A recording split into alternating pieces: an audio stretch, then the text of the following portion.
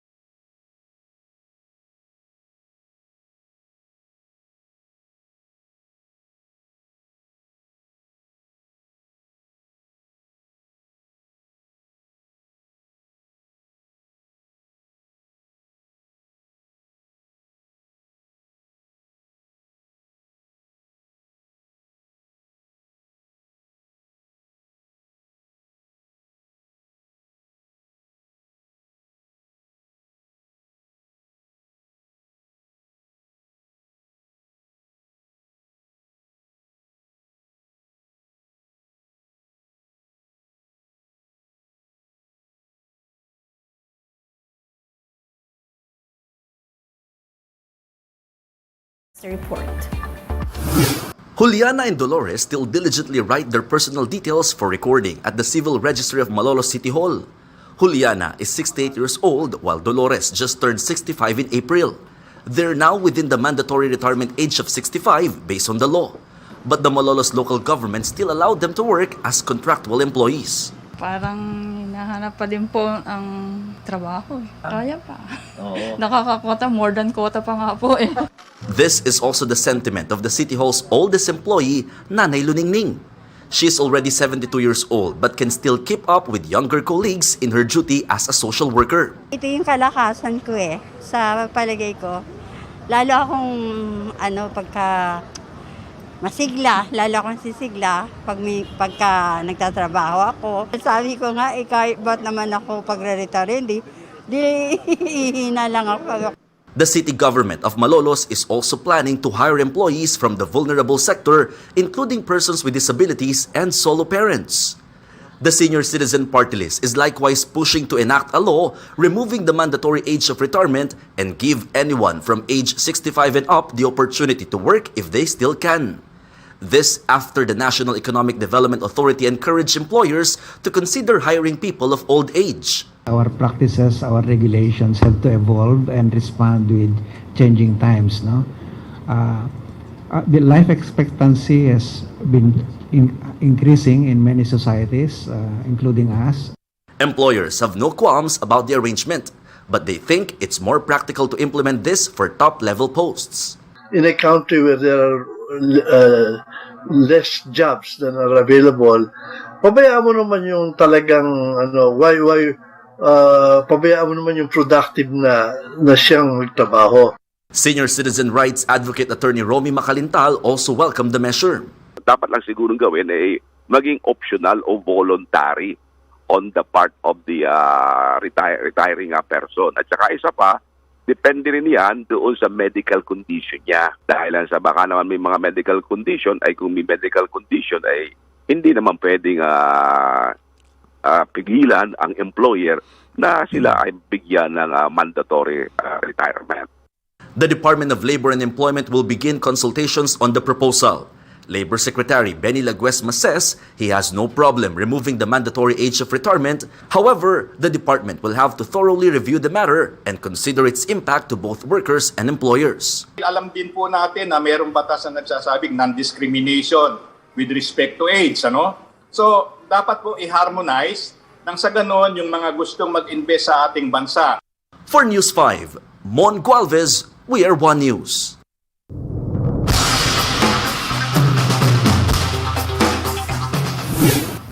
Indian-born author Salman Rushdie is now on a ventilator following an attack in New York. Let's find out more from this report by the Associated Press.